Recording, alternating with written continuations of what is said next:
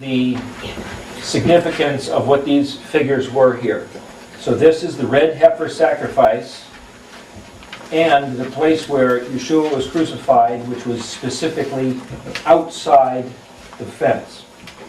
So there's a concept, again, according to some of Ron Wyatt's research, there's the concept that Yeshua was crucified, Jesus was crucified on a hill far away. You got 3 crosses up on this hill.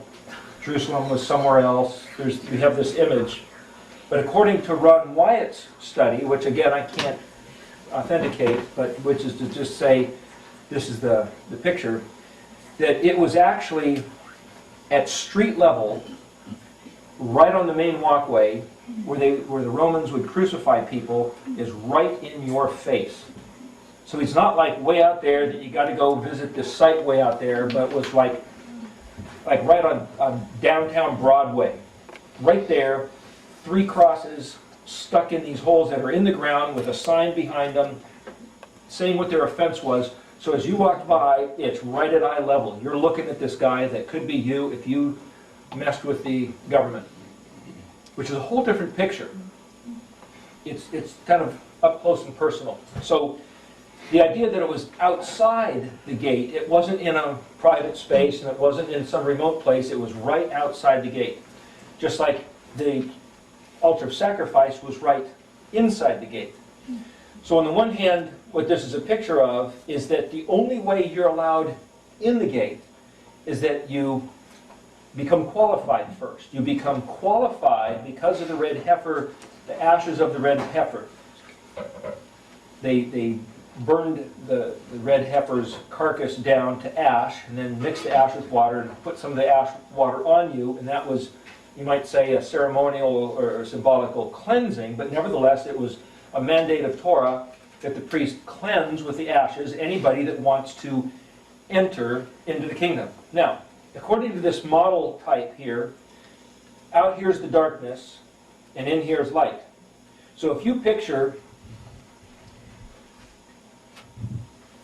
in the desert, in the wilderness, of course the wilderness there was not desert necessarily the way we think of it, but it was a place to graze sheep. So there was little sprigs in the Middle Eastern wilderness is a place with food for the sheep. It's not totally barren.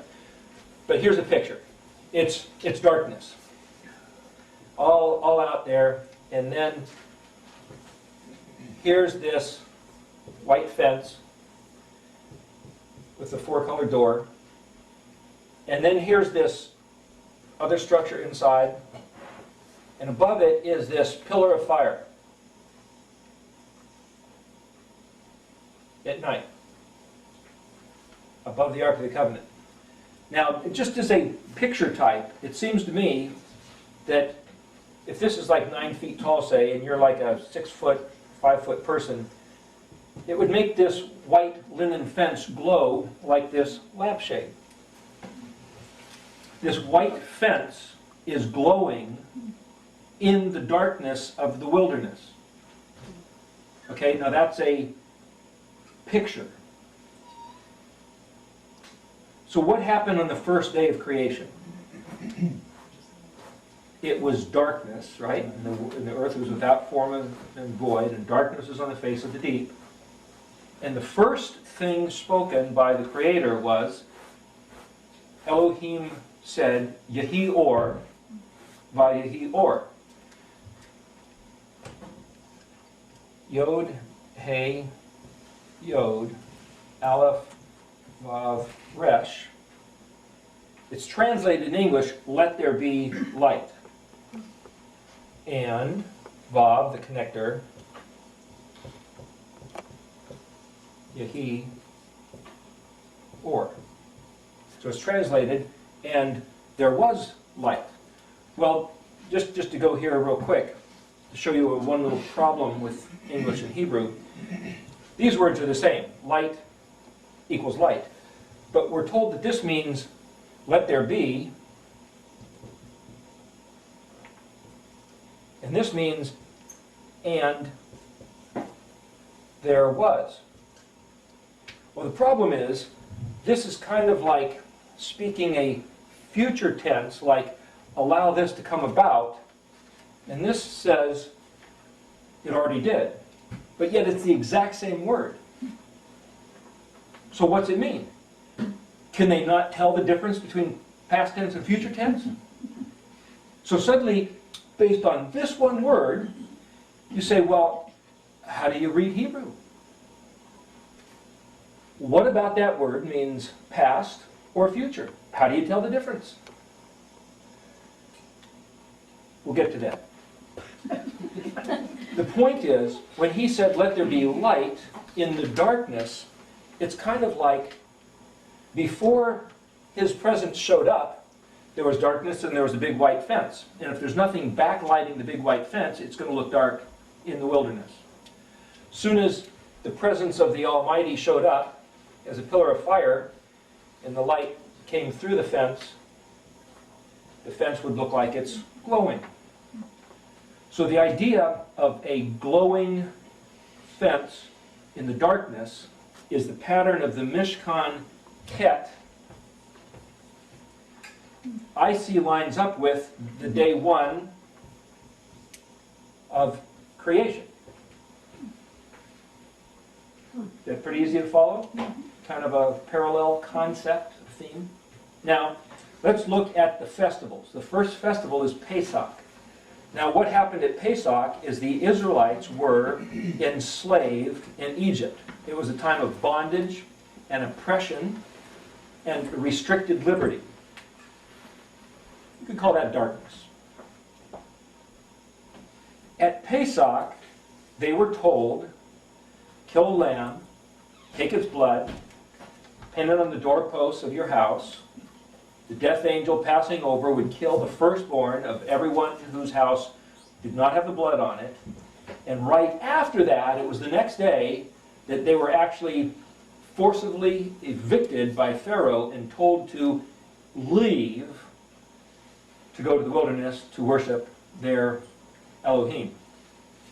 They were given liberty like a light in the darkness. That's the way I see Pesach. Pesach is the light in the darkness of the slavery, bondage, and misery of Mitzrayim, which is the land of Egypt that they were in. So can people kind of follow with that concept that Pesach is kind of like the light in the darkness? It's the door out of here, it's the hope, it's the breakthrough. Okay. So day one, as a breakthrough of light, all right, let's write this here. Tell you what, let me put that over here on this. Just to keep a little bit of a log here, I'll just write this. We'll just need that. Nobody's going to. Okay. We'll write it here, and then we'll. So day one, call it light in the darkness as a breakthrough, which is basically like the Het. Day one, which would be like Pesach, which is Passover. Okay? Now, day two, if you read the Genesis 1 account, he separated waters from waters. He said there was waters that he separated and put an expanse between. So now there was waters above and waters below, and there was an expanse called Shemayim, or sky, in between the two. So there's a separation of two things that you'd think are the same. Water from water. So day two, which is, in Hebrew it's Chag. The word Chag is not H-O-G. It's C, that's where I'd write a CX, or Chag would be the phonetic spelling, but actually what it is Het Gimel. Now, just to show you some of the way this book of Edenics by Isaac Moseson works, is that you notice that there are some similarities in the languages. So what is typically the thing you do at a feast? What animal do most people butcher for a feast? A hog? A big cow? maybe a fatted calf, but a hog isn't, we think in English, oh, that's pork. It might be pork, but generally, if you're going to have a little pork, but if you're going to have a huge feast, you might take the big hog. So I personally think that the word hog probably came from the word chag, which is the festival feast. That's a little bit of English. That's why we have hog or ham on Christmas and Easter, right? That's maybe where that came from. Lou White talks about Tammuz, and that's a whole other story. But Chag, matzot, the word matzot is where we get matzah, which is unleavened bread. So this is the festival Chag of unleavened bread. And what he did was separate water from water. Now, if you're separating something, you're filtering, you're straining, like going through a grate. So here's a picture of the kaf, which is like the filter grate. Okay, so if you take, you're not filtering necessarily two different things. Water from water is like two things that kind of you thought were the same, but now he's making a distinction. So day one, everything was one, and he made a distinction, light and dark. Day two, the waters were essentially one, he makes a distinction. Waters above, waters below. Day three, the festival, the third festival is Shavuot. But wait, some might say, it's not Shavuot, that's the fourth festival. It's Bikurim, which is the festival of, or the day of first fruits. First fruit, which is Bikurim. I'm writing it in English, Bikurim. Now, in Hebrew, an IM or an OT or UT ending simply means plural. So a bicker, you might say, is the root word, and it basically is the first harvest of the grain. So what happened on the third day of creation? He took the waters, so here you have waters above, and an expanse, and waters below. And out of the waters below, he separated out the earth. So you have land and sea. Now if you think about it, it says he spoke plant life into the earth. He spoke putting plant life into the earth, but yet in Bereshit, Genesis chapter 2, he did not say that it sprouted yet. So in other words, if he's speaking the words of plant growth, what he actually put in was a seed.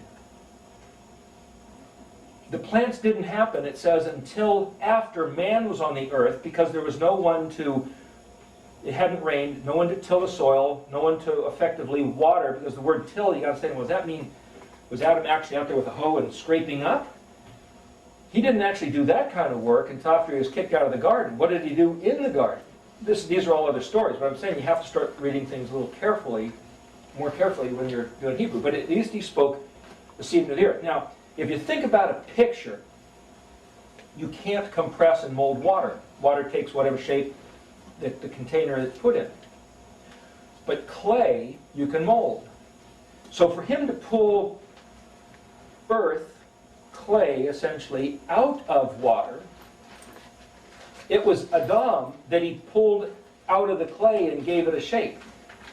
So here he's making another distinction. He's separating light from dark, and then he's separating water from water, and now he's separating land from water, and the land he can work with. The water, if you were going to do something with water, it's almost robotic. It'll do whatever you tell it to do. You put it in this shape and fill up that shape with water, that's the shape it takes. But water itself, you put it in a balloon and it just takes the shape of it. It has no structure, but the clay can hold a form. So he took the earth, the clay, to form man out of. And that he spoke a seed of life. So here he, you might say, first invented life, because that seed is essentially the element, if you call it that, of life into there.